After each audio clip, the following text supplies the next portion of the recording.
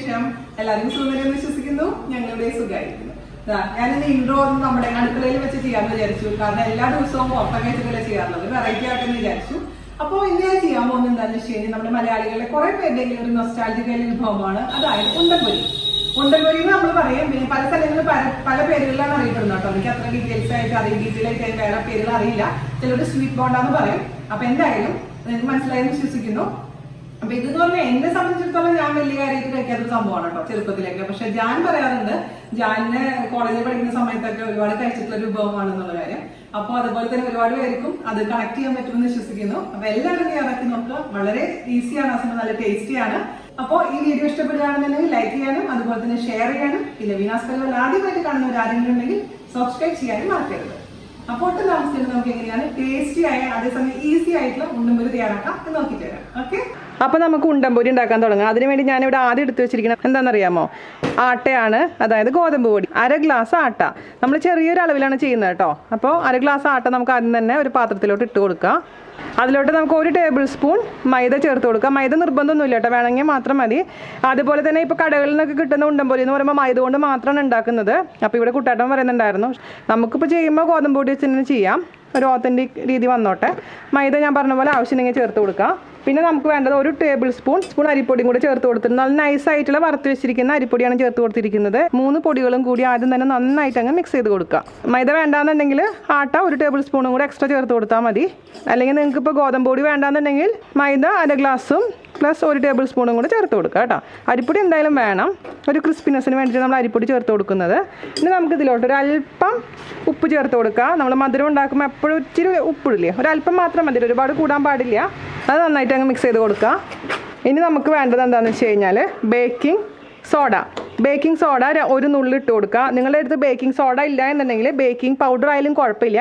അപ്പോൾ baking powder ആണെങ്കിൽ അളവ് നമുക്ക് 2 നുള്ളു വേണം, 1 നുള്ളിന് പകരം 2 നുള്ളു.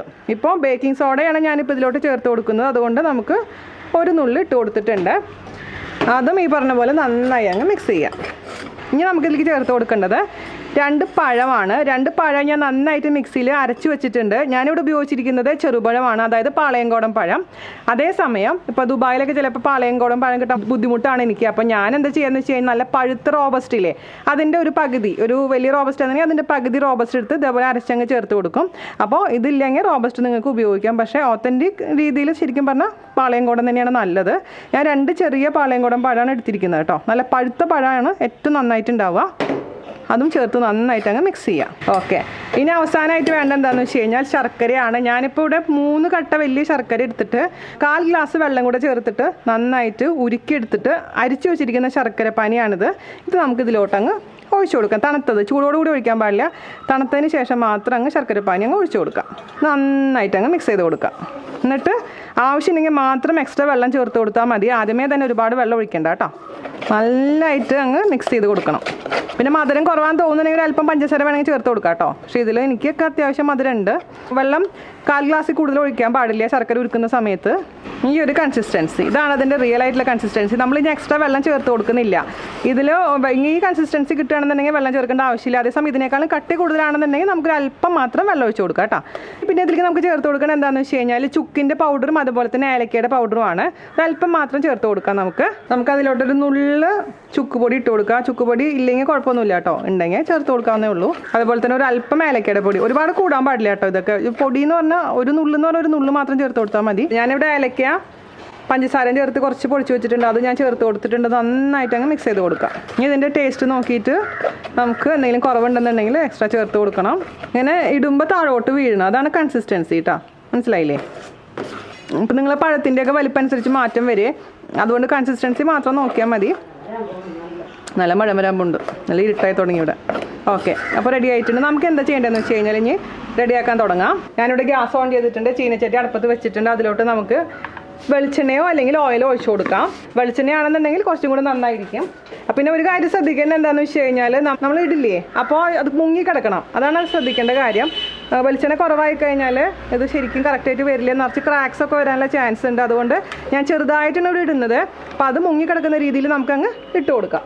അപ്പോൾ നമുക്ക് മീഡിയം ചൂടാവുന്ന സമയത്ത് വേണം ഇതിലോട്ടങ്ങ് ഓരോന്നും കൈ കൊണ്ട് തന്നെ നമുക്ക് കോരി ഒഴിച്ചു കൊടുക്കാം. ചൂടായെന്ന് അറിയാൻ വേണ്ടി ഇടയ്ക്കൊന്ന് നോക്കുക. അതിൻ്റെ മുകളിൽ കൈ ഇങ്ങനെ വെച്ച് നോക്കുമ്പോൾ ചൂടുണ്ടാകുമ്പോൾ അറിയാൻ പറ്റും. ഞാൻ ഇച്ചിരി ഇട്ട് നോക്കിയിട്ടുണ്ട്, ആയിട്ടില്ല.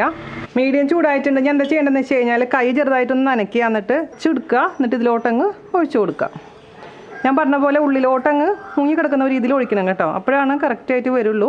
പിന്നെ മീഡിയം ടെമ്പറേച്ചർ മെയിൻറ്റെയിൻ ചെയ്യണം.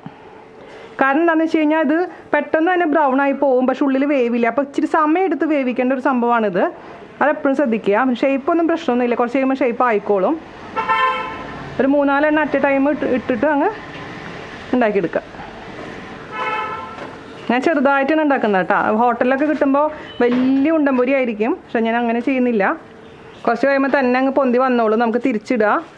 എന്നിട്ട് ഞാൻ പറഞ്ഞ പോലെ ചെറിയ തീയിലേക്ക് ഞാൻ മാറ്റിയിട്ടുണ്ട്, മീഡിയത്തിൽ നിന്ന് ചെറുതിലോട്ട് മാറ്റിയിട്ടുണ്ട്. ഇനി ഇത് ഇരുന്ന് പതുക്കെ അങ്ങ് ആയിക്കോളും. അല്ലെങ്കിൽ പെട്ടെന്ന് തന്നെ ഇപ്പോൾ ഈ കളർ കണ്ടുകഴിഞ്ഞാൽ നിങ്ങൾ എടുത്തു കഴിഞ്ഞാൽ ഉള്ളിൽ വെന്തിട്ടുണ്ടാവില്ല. അത് പ്രത്യേകിച്ച് ശ്രദ്ധിക്കേണ്ട ഒരു കാര്യമാണ്. അപ്പോൾ നല്ലൊരു ബ്രൗണിഷ് കളർ വരണം, ഈ ഒരു കളർ പോരാ കേട്ടോ. അപ്പോൾ ഞാൻ പറഞ്ഞ പോലെ ചെറിയ തീയിൽ തിരിച്ചും മറിച്ചിട്ട് അങ്ങ് വേവിച്ചെടുക്കുക. അപ്പോൾ ഇത്രയും ചെറുതായിട്ട് ഉണ്ടാക്കുമ്പോഴത്തെ ഗുണം എന്താണെന്ന് വെച്ചാൽ നമുക്ക് ഒറ്റ വായിക്ക് കഴിക്കാൻ പറ്റും. ഇപ്പോൾ കടയിൽ നിന്ന് വാങ്ങിക്കുന്ന വലിയ ബോണ്ടയാകുമ്പോൾ നമുക്ക് 2 വായ കഴിച്ച് കഴിഞ്ഞാൽ പിന്നെ അയ്യോ ഇത് കഴിച്ച് തീർക്കണമല്ലോ എന്നുള്ളൊരു ഫീലിംഗ് ആയിരിക്കും. അപ്പോൾ വീട്ടിലൊക്കെ നമ്മൾ തയ്യാറാക്കുമ്പോൾ ചെറുതാക്കി ചെയ്താൽ മതിയെന്നാണ് എൻ്റെ ഒരു അഭിപ്രായം കേട്ടോ. ഞാൻ പറഞ്ഞ പോലെ മുങ്ങി കിടക്കുന്ന ഒരു രീതിയിൽ ഉണ്ടാക്കണമെന്നുണ്ടെങ്കിൽ ഒരിക്കലും ഇത് ക്രാക്ക് വരില്ല. അല്ലെങ്കിലാണ് ഇതിൻ്റെ മുകളിൽ ഇങ്ങനെ ഫുള്ളായിട്ട് ഇങ്ങനെ വിണ്ട് ഇങ്ങനെ ഇരിക്കുന്നത് കാണാൻ പറ്റും. ഹോട്ടലിൽ നിന്ന് വാങ്ങിക്കുന്നതിൽ ഇപ്പോൾ അങ്ങനെ കാണാറുണ്ട്. അപ്പോൾ ഇത് ലൈറ്റായിട്ടുണ്ട്, ഒരുപാട് കട്ടിയൊന്നും ഇല്ല. നമ്മൾ ബേക്കിംഗ് സോഡയും അതുപോലെ തന്നെ പഴമൊക്കെ ചേർത്തപ്പോൾ നല്ല ടേസ്റ്റുള്ള സംഭവമാണിത്.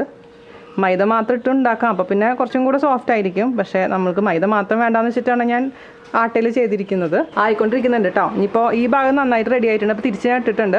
പിന്നെ ഒരു ജാൻചേട്ടൻ പറയുന്ന ഒരു കാര്യം എന്താണെന്ന് വെച്ചാൽ, പണ്ട് ജാൻചേട്ടൻ സാറ്റത്തിൽ ജോലി ചെയ്തുകൊണ്ടിരിക്കുന്ന സമയത്തും അതുപോലെ തന്നെ മഹാരാജാസിലൊക്കെ പഠിക്കുമ്പോൾ 2 ഉണ്ടംപൊരി ജാനും ജാൻ്റെ ഫ്രണ്ട് ജോസഫും കഴിക്കും രാവിലെ. നമ്മൾ ഉച്ച വരെ വിശക്കില്ല എന്ന് പറഞ്ഞു കേട്ടിട്ടുണ്ട്.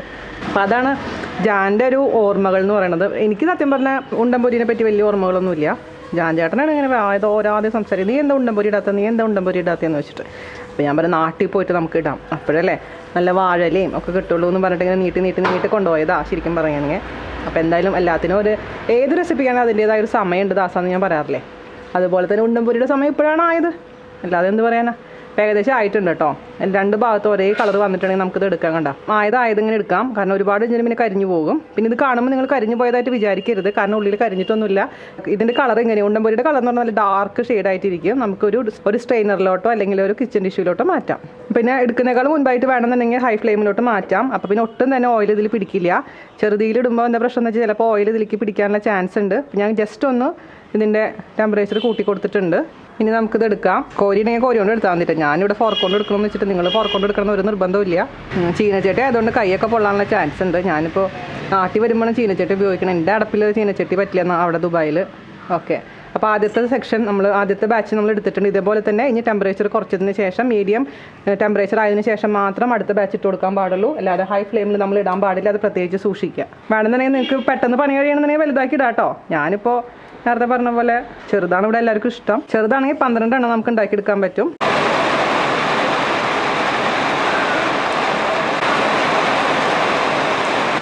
അപ്പോൾ 12 എണ്ണം 1 2 3 4 5 6 7 8 9 10 11 ഒരെണ്ണം കഴിച്ചു കേട്ടോ.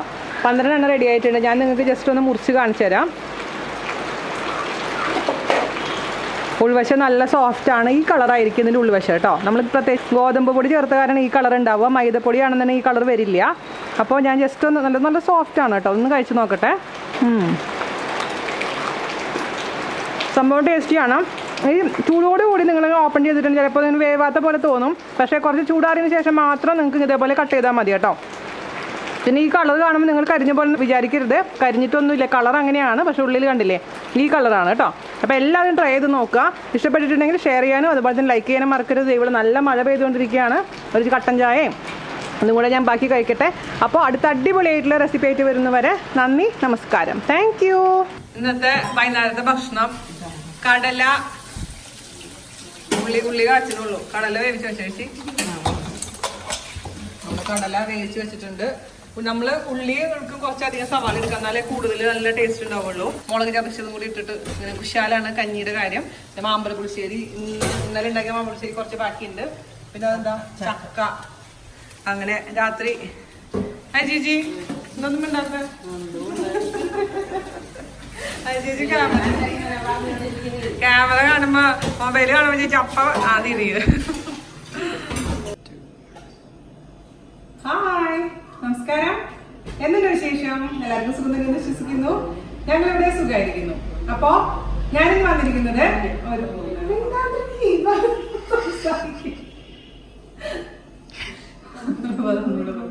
ഹായ്